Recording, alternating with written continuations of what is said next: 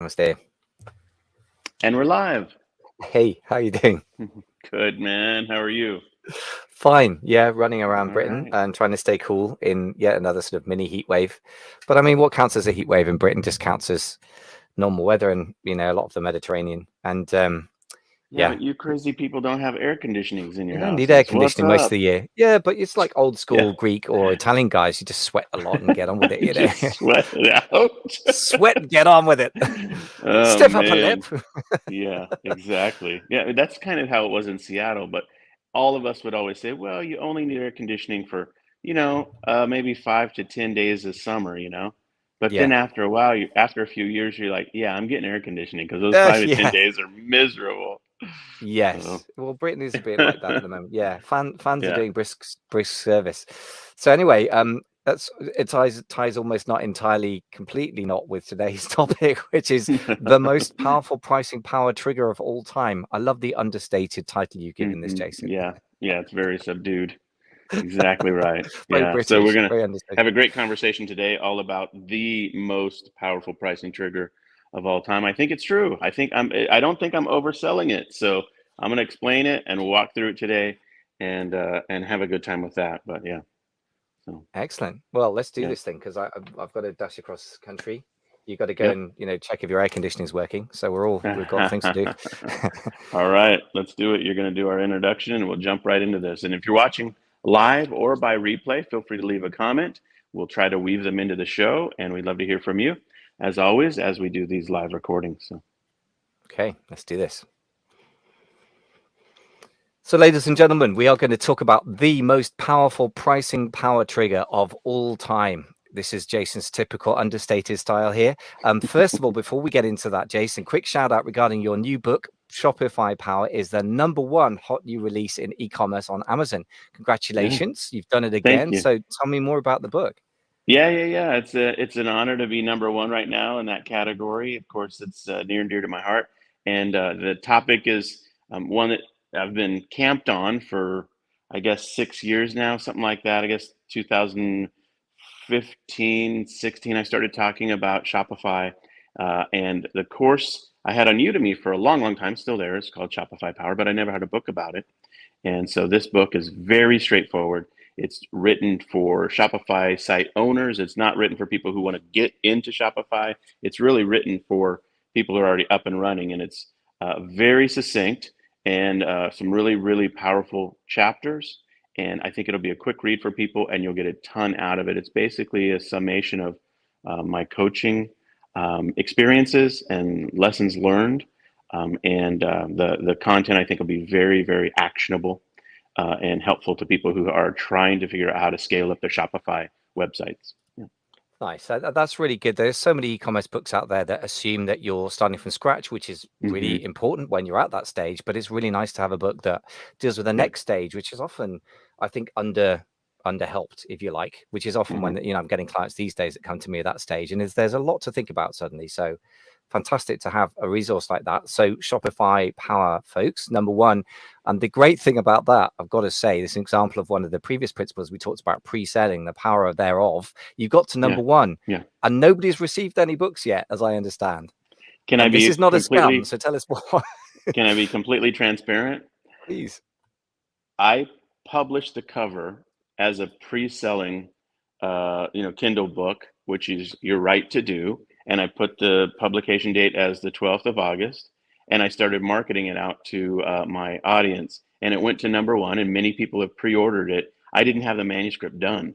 In fact, I didn't have the manuscript really very much started, and it's going to be uploaded and on the site tomorrow, and we're fine. It's done. It's all ready to go. But I did that pre-selling. I guess, as to your point, is a powerful technique, but it also gave me leverage on myself. Yeah. Writers are notorious for procrastination, and so I just said, if everyone expects this book to be done and out there by August 12th, including Amazon, and I commit myself to doing that, I'll get it done. And lo and behold, I did. Yeah, So, the power of deadlines is not hmm just for selling, it's for getting stuff done as well. I love it. yeah. It's just another great reason to pre-sell.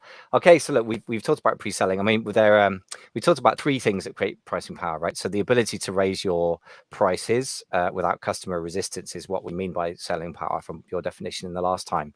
So we talked last episode in about two of these principles: pre-selling, which you've done yourself and has worked hmm beautifully for you. Tesla obviously did it with the Cybertruck very famously, and we talked about the tremendous psychological power of timing. So today is apparently the most powerful price power. I can't even say it, the most powerful pricing power trigger of all time ever. So even better. So what is today's principle? Pricing power. Well, so yeah, today's principle is very, very straightforward and meaningful. Once I explain it, you'll get my point completely. One of the most powerful pricing control mechanisms or pricing power triggers is the location that you sell your item. And it sounds so simple, but we're going to unravel this and really peel back some layers because there's a lot of deep water here for us to explore. Obviously, the foundation of commerce is, manufacturing in one place and then selling it in another place, or buying it in one place if you're a reseller of an item, buying it in one place and then reselling it somewhere else.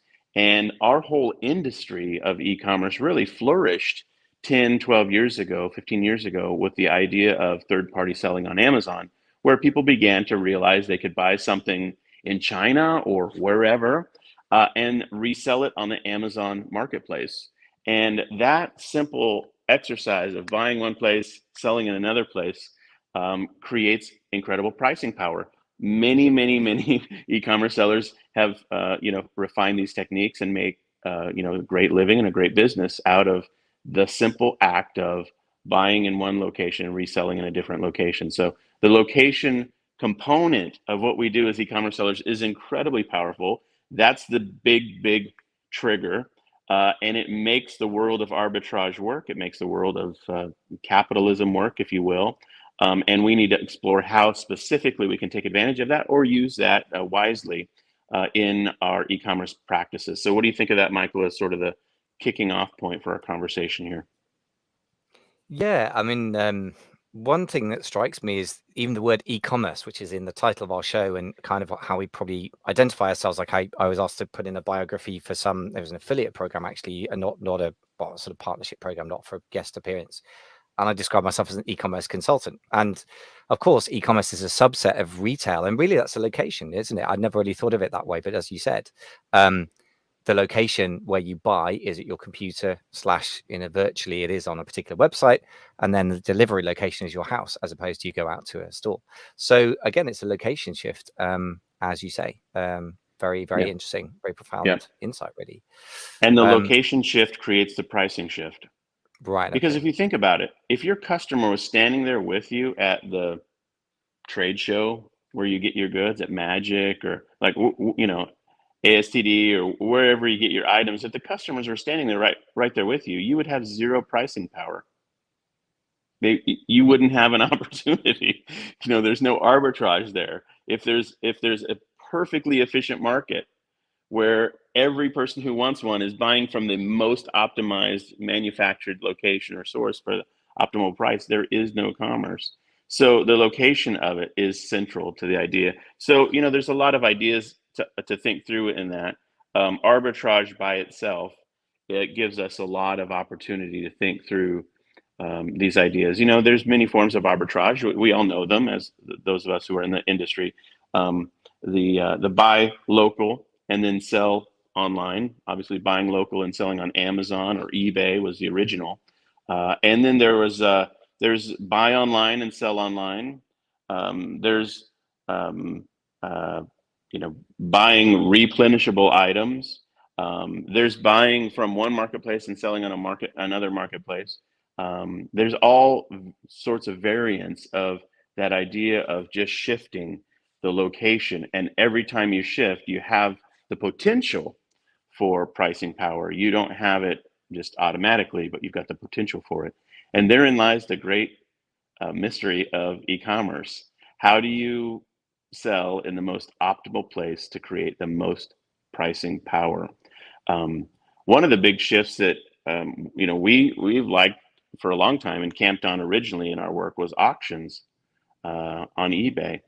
If an auction versus a fixed price listing, those are different strategies, different online locations, and an auction creates massive pricing power, but it's in a different category, it's in a different space, and it has a lot of pricing opportunity. So the arbitrage game is well known at this point, but the real question is, now how do you take maximum advantage of it? And I think that's the most interesting part. I think there are a few reasons people don't take advantage of place-based optimal pricing. Michael, I'd be interested in your thoughts on this. Why don't people find the most optimal location to sell online? I think there are a few things. I think people don't know sometimes about the optimal locations. I think people, maybe if they do know, they're too overwhelmed by the idea of learning a new marketplace. Or they discount it in their minds. They're like, meh, that probably won't be worth it, so I won't try to sell it on Amazon.jp or whatever the case might be. And so I think people have this mental hang up where they get overwhelmed, they get exhausted, and they're like, I just have to focus on Amazon.com, third party marketplace. I can't explore the real, or I can't explore Poshmark, or I can't explore selling, locally on Facebook Marketplace, et cetera, et cetera. I think those are the limitations that hold us back from optimal pricing power in many ways. Yeah, it's an interesting one, isn't it? Why do most of us not get most of this most of the time? Well, I say that for myself anyway, not some of my clients. I think overwhelm is part of it. I think also talking of location, if we think of a Shopify store, your own store online as your own distinct location away from a marketplace, I think it's because you're trying to solve a different equation, isn't it? So pricing power is probably higher, but then you can probably sell fewer units unless you're incredibly good at marketing, or you spent years building a brand and got a loyal following, as you guys have at Pixie Fair. And then, so the equation you're trying to solve is different. So quite a lot of successful Amazon sellers that I work with really struggle with the transition to their D2C site, or rather they don't transition. They start a D2C site, they work at it sometimes quite hard, but it just doesn't work in the same way. So that's one of the location differences that I find interesting. Yeah, that's the biggest one, I think, of all time, is direct to consumer on your own site. Optimal pricing power exists when you're controlling the items that are on the website. You control the website, you control the content of it, you control the branding, you control everything related to what's associated with the items in that site. Shopify is the natural place for you to get optimal pricing power. But to your point, it takes work to get traffic and build a brand and all of that. And it also there's a lot of nuance there. The question is, what's in the mind of the customer? If you're selling an item and in the mind of the customer, the most logical place to get that item is on Amazon, for a variety of reasons. It could be the variety of the items, the type of items. It could be the shipping speed. It could be the fact that the customer assumes that it will be available in stock in Amazon, and that they know that in their mind, and so it's a foregone conclusion they're going to go there. Then you don't have the ability to sell direct to consumer on a Shopify site very easily. You have to undo all of those, psychological ideas in the mind of the customer. On the other hand, if you have a Shopify site that is the destination for an only available experience and an only available line of products, and the customers know that, oh, I want this, I go here, and it is not it is not Amazon, it is not eBay. Once you have that train of thought in the body of consumers, in the group, the cohort that is your ideal customer, then you've got an opportunity for direct-to-consumer selling on Shopify, and you've got the opportunity for pricing power in that situation. But that is one of the biggest challenges for a lot of Shopify people. They think because they can have a website, they therefore can have the mind of the customer logically associate with that website, and it's just not true. As to your point, many people find out they're wonderfully successful on Amazon or eBay or other large marketplaces, Etsy, for example, and they have a real hard time making a reality in Shopify direct to consumer. But if they can, they have pricing power, and I think that's the lesson in the mix here. Is, it's not a foregone conclusion, but if you can have that occur, you do get benefits. To the victor goes the spoils, I guess you could say. So tell me a bit about the relationship between the pricing power you can get per unit or, per basket of goods on your Shopify store or D2C, whatever it is, Shopify, WooCommerce. We're not going to get into arguing about there's some people shaking their fists at the microphone right now. On the one hand, and then on the other hand, the fact that we've got to pay for the traffic. How does that equation work, and when does it break down? Because I've kind of seen more of the when it breaks down piece than the other way with my clients, because we're all Amazon specialists. So Yeah. how does that work? Yeah. Well, I mean, I think the marketplaces mask the need for advertising because they do it for you, but they take a fee. But everybody who we work with when we do our Shopify, coaching and consulting, we always ask what their advertising and marketing budget is. We always recommend to them that they should be in about the 15% range of their top line revenue. So if they make $1 million, they should be spending $150,000 in their marketing, campaigns, including advertising and email marketing and everything that goes into your marketing budget. Advertising is a subordinate component of that. And so if you've sold $1 million a year on Amazon and you've had zero marketing budget beyond what Amazon does for you, that's a real bitter pill to swallow. Many people are like, well, I just can't do it. Like, what are you talking about? I don't have $150,000 to start spending on advertising. But the reality is you've been gifted in the Amazon selling environment assets that you didn't appreciate, you didn't have to pay for out of pocket. It just came out of the Amazon selling fees. And you might hate those fees, but once you start to direct sell on your own Shopify site, you realize, oh, it's not just, Amazon gouging me. There are ways in which money needs to be spent to make these sales happen. I mean, I'm kind of being condescending in a way, but you get the idea here. The cost of direct-to-consumer sites is real and meaningful, and you have to pay the piper. And that means you have to have a product margin that affords you that opportunity. Can you get away with a 3x markup on Amazon and make a couple bucks at the end of the year? Yeah, maybe, probably not, but maybe. Can you do that on Shopify? No way. No. You've got to have a markup of, I don't know, 5 to 7 times. You've got to have margin in your product sufficient to do the marketing. And those are just hard lessons that many people who just got into Etsy or got into eBay or got into Amazon have never had to sort through. And I would just say that if you've done a whack at doing direct-to-consumer on Shopify and failed, like you ran into some of those obstacles, learn from the lessons and rinse and repeat, do it over, figure it out how to do it better, come out with a different product line that's got bigger margin, become more focused. I wouldn't give up. I would just take the lesson and learn from it. But that's reality. But that's a whole different podcast, really, in a way, which is a great topic. But the pricing power component of this is really important. Now, there's one element of this I wanted to mention as well. And that's, Michael, you know this phrase, but the tragedy of the commons is a really interesting concept to talk about. If, for example, I'll define the term in a second, but if, for example, everyone can sell on Amazon, and therefore the larger the body of sellers gets, the weaker or more soiled the opportunity becomes. It's playing into this concept that economists call it the tragedy of the commons, which is basically like the original idea was if you have a pasture that's ungated and everyone's cows can go there, it turns into a giant mud pit because it's overused. And a lot of the marketplaces have this challenge of this tragedy of the commons, where anything can be sold, anyone can sell. Therefore, the opportunity to really have pricing power is ruined for everybody.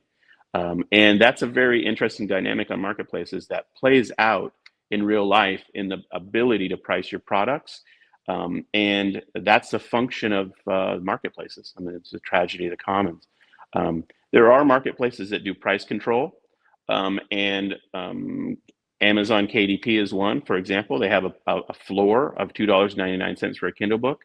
If they didn't have that floor in place, if they didn't structurally require that minimum price point, trust me, all the books on KDP would be free, because it would just run to zero. And so that concept is an important understanding of why pricing power does or doesn't work in a marketplace, and how it degrades over time, and how over time going to your own Shopify site, direct to consumer, and figuring it out is really the long-term play for most e-commerce operators, in my view. And then you end up with an omni-channel approach where you do have Amazon, you do have a third, second or third channel, and you have your own direct to consumer site. And they all function differently, but you understand the value of them. Yeah, I think the tragedy of the commons, I've not had it. I've heard the phrase, but I didn't hear a good explanation of it. The mud bath Yeah, of Amazon is not a bad yeah, metaphor. It does feel a lot yeah, like that sometimes, and I think, yeah, it's interesting. Okay, so the main reason that people go to DC, I think a lot of people aren't clear why they're doing it at all. They just feel like they should, and they're probably right, but they don't know why. And I think you're answering that question, which is pricing power, which means not only can you make maybe a slightly better margin, but you can keep any margin at all over time. And I think that's one yeah, reason why Amazon selling can be so scary. You import, literally a yeah, container load of stuff from China, and then you discover that the price you could get for it last year is down by half such a or percentage. whatever. Yeah, Yeah, well, it might be down by yeah, 20%, but your margin might be down 70, 90, 80%. And yeah, that's really frightening. And that's pretty yeah, common. And the intelligent, good quality sellers know that before they order containers yeah, load of stuff, they have to create that differentiation. But I think yeah, the other thing is that the fight you have on Amazon is different from the fight in Shopify. I guess the Shopify thing is like anyone who owns their own site, and that includes me with amazing FBA, which is crickets. Nothing's happening, and you have to fight to get attention, and then you got to bring yeah, them down a funnel from awareness to trust to actually buying something. On Amazon, it's the absolute opposite. You can make a sale tomorrow incredibly quickly, which is so right, addictive that you yeah, forget that the reason you can make a sale is because they've got all the world's traffic there, but that's because you've got all the world's marketers there as well, which means the yes, profit's what you yeah, got to fight for. So they're so opposite that you can get very confused if you come from one world into the other. I think that's what I've seen. yeah. I think the reflection that I would have on why people go from a successful Amazon selling to trying to do direct to consumer on Shopify is mostly the most common reason I hear is fear. They are afraid that they're going to have their product knocked off by Amazon, or they're going to be banned from Amazon, or the competition is going to start to erode their bestseller ranked slot, or they won't have the buy box after a while. And all of these fear pieces prompt them to say, is Shopify a next home for my in my the safety of my income and sales. And so the fear-based approach does prompt people. So it is an interesting challenge. The, the elements associated with direct-to-consumer Shopify are really fun to sort through. I mean, it's the world I live in, so it's a blast. I work with people every day solving the problems of direct-to-consumer sales and Shopify and traffic and conversion rate and average order value and all of those pieces. But but you've got to realize that you've got to figure out whether it does make sense for your product. And I would just say in general, I'm not trying to be vague about it. I'll be very clear about it. The most likely successful direct-to-consumer Shopify site owners are people who have a product suite that is a catalog of items that are cohesively put together to serve one specific avatar, one customer, and they've got some uniqueness, some standout ability, and some ability to create a powerful brand that people will, know them for what they're doing, and that is a high bar, and but it's a good bar once you get over it. And again, pricing power is available to those who get there. So I think those are key points. So yeah, a couple other thoughts on pricing power by location, if you want to get into a few other ideas here. So. Yeah, I was just thinking about this whole things you're just talking about. I think Yeah. one thing you just said is fun to sort through. I think there are different types of sports and there are different types of people that are drawn to them. I like distance running, which I know you said that you ran a marathon once and it was the worst day of your life. So whereas you played American football, which I think I would just be flattened. I would be a two-dimensional object. So some people like certain sports and some like others. And I think Amazon selling is a bit like a game of rugby or American football. And maybe Shopify is more like a marathon of marathons, really. So I think to some degree, some people are drawn to something rather than the other. That's the only sort of rather general reflection I've got. And I think it's important to enjoy the game you play, because otherwise you won't stick around long enough to make the money. That's what I definitely have seen. The people who do well on Amazon that I've seen really enjoy the fight. They're kind of up for it. And if they weren't selling on Amazon, they'd be finding some other means of getting involved in some intellectual / physical conflict, I think, somehow. Yeah. Well, let me mention one other location-based pricing power tactic that's very, very tried and true in the grand world of retail, and I think all of us would do well by understanding it. And that's pricing power based on juxtaposition, or the placement of your item. That at the end of the day, that's what's happening on the marketplaces. You're being placed against other competitive products. But to think through that under your own umbrella of management, can you ask yourself the question, how can I put one product next to another product that I have and create pricing power? And of course, the purse sellers, the high-end fashion sellers and purse sellers of the world have perfected this. They'll have the Birkin bag or the Kate Spade purse or the big fancy purse, and they'll have a $29,000 purse there sitting there. And there it is. And it's, you want that purse, you're going to pay $29,000. Next to it, they have a $1,200 purse. That sitting next to it, the pricing power, I guess what you could say is it's almost like the energy of the $29,000 price point supports and lifts. It's like helium. It just lifts the pricing ability of the item next to it. So could you get away with selling a purse for $1,200? Well, if it's sitting next to a $29,000 purse, chances are good. If it's sitting next to a $39 purse, a $1,200 purse versus a $39 purse, then you've lost all the energy on the high one in that context. You get my point here. Juxtaposition of selling is a very, very powerful way to think about your pricing location, if you will. And you can manage all of that in your own Amazon account with your own product line. You can think through at the product level how you would create products that give the perception of pricing power for one way or the other. Costco is masterful at this, where they have quantity counts and sizes that are enormous, and the prices are higher. And you can think through that with your product lines. Put an inexpensive one next to an expensive one, and the inexpensive one will sell more, and you'll have pricing discretion for that one within the range that makes sense. So I guess that's the final idea here I wanted to make sure we talked about a little bit. I don't know, Michael, if you've had any clients that work through those ideas or create their own little gimmicks of high price, low price items, but it's a fun some things. I mean, thing to think it's more through. sadly at the lower end of the pricing spectrum. So I've had clients that have had a real success with loss leader pricing, which actually turned out not to be a loss, which is lucky. So they were selling, they were prompted into it. It's often the way in Amazon that the competition kind of leads your actions, sadly, a lot of the time.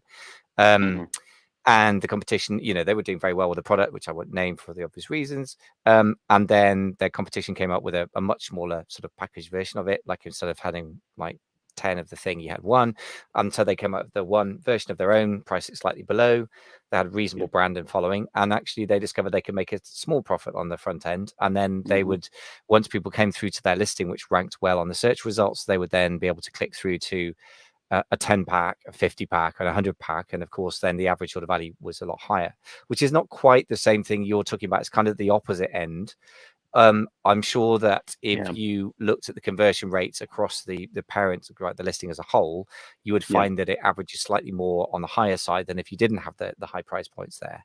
So it is kind of works like that on Amazon, but again, a very, very powerful reason if you want to get really, really premium pricing to have your own store is that you can't really achieve it when Amazon constantly juxtaposes you next to something cheaper, Yeah. probably with quite a few stars, next to it. And this is the battle, right? And I think the ability to juxtapose things is really when you need to control the environment. And that's why it works in the information marketing space. It works everywhere all the time, doesn't it?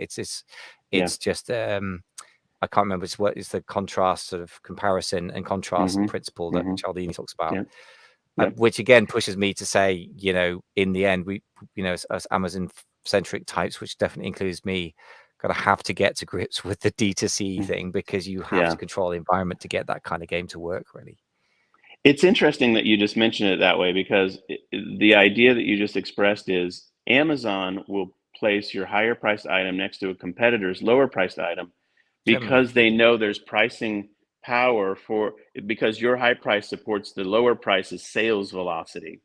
So, and they get 15% or whatever Amazon's fee structure is nowadays, regardless, whether it's, your item or the competitor's item. So you're really playing chess, not checkers, or you're playing a three-sided game of something.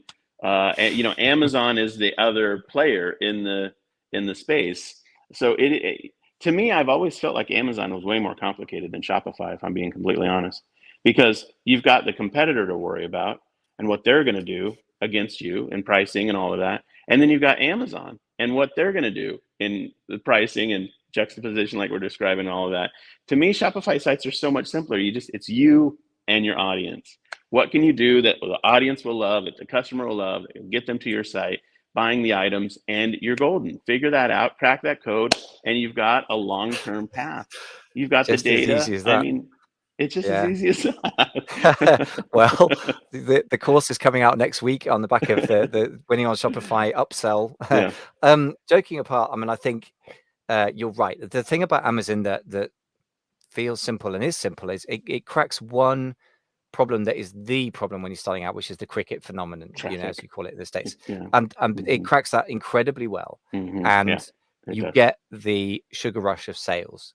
And because most people don't do profit and loss very well, or don't think about cash, let alone cash conversion cycles and working capital, which are my personal obsessions these days. Whenever I'm evaluating a business model, that's the first filter I put it through. Most people don't think that way, and therefore they don't see that if they scale it up and expand it, how deep that rabbit hole goes and how hard that is to crack. I mean, everything's hard, but I think Amazon selling's hard when you're trying to scale it. And I guess Shopify selling to me feels hard at the earlier stages. I think the takeaway, the big takeaway for me is every one of the marketplaces that if there's a large audience for your goods on a marketplace, there's probably strategic value in that marketplace. They're just different, The strategic value on Amazon, if you can sort through that, will be really, really meaningful for your business. Strategic value on Shopify can be really meaningful, and even a third or fourth, commerce location, Walmart or Etsy or eBay. But each one is a unique monster that has its, challenges that you have to sort through. But I think that's probably the primary takeaway. Pricing power could exist optimally on any one of those marketplaces, by the way. I don't think it's always fair to say that direct to consumer is the most powerful pricing, nexus. I think that the opportunity to have optimal pricing can exist on any one of those places. For example, if you on Amazon have a product that no one else has, and it is in high demand, you have almost unlimited pricing power. And we've seen these things, and it gets to the point where people are accused of gouging, where it's like, wow, you're selling a can of corn for $72. Well, whatever. I don't know how it works, but somehow, and there is massive pricing power potentially on Amazon sometimes. This is all into the equation of how do you find location-based pricing opportunities. So, one final thought for me is to flip it on its head. Instead of looking for a location where you can get the greatest pricing power and then building, your store on that, as it were, you can work where you're at and say, how do I get the greatest pricing power in the location I'm at? And on Amazon, one of the things you can experiment with, and one of our members of the mastermind has really, really dug deep into this, and they've got the biggest catalog and the biggest turnover. So there's no coincidence, or revenue, I should say. And also they're using Eva, which is one of our sponsors. And obviously, any repricer to some degree should be able to do this as long as it can handle the job, which is to say, premium pricing could be a $29,000 purse or handbag, and then you sell one for $1,200 on Amazon, it's 50.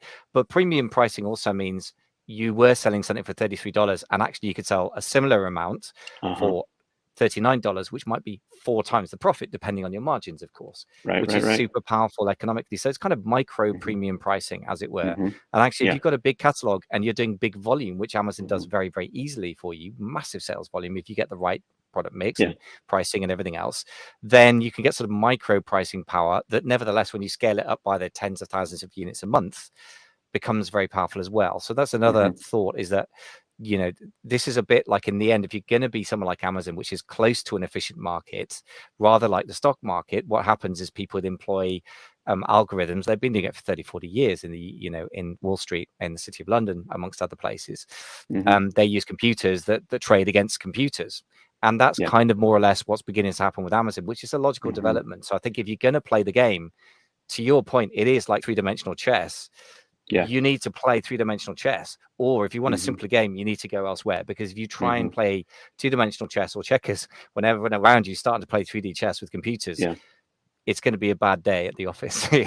Yeah, no, totally agree. And the whole repricer, you know, tech component of this, I mean, that's a whole different podcast in itself, but it's really, really important. I would call that pricing optimization opportunities on the marketplace. And then beyond, and then when it transcends one marketplace, then the question is pricing power, I guess you could say. But these are really interesting things to explore. I mean, it's unlimited opportunities to geek out and nerd out over these things. So you want to mention people how they could find out more about Eva? Well, sure. If you want to find out about the repricer, just go to amazingfba.com/Eva. I haven't got a link for the e-commerce leader, but amazingfba.com/Eva.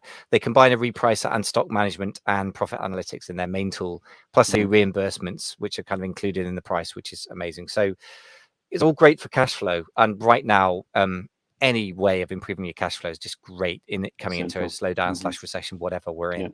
And you're right, it is optimization, not pricing power. But I think that the two things, if you can get both right, if your marketing head or department, if you have one, is obsessive about how do we get an amazing brand that people love so much that their resistance to conversion is lower, so you get more conversions out of the same traffic, and or pricing power is there, or preferably both on that side of it, and then you got somebody optimizing for pricing, you know, optimization within, you know, given whatever branding you've achieved so far and whichever place you're selling, that's when you're really cooking with gas, as we say. You know, it's that's when you're really increasing cash flow and profit. And this is exciting stuff. Right. So not just for the nerds, I would say.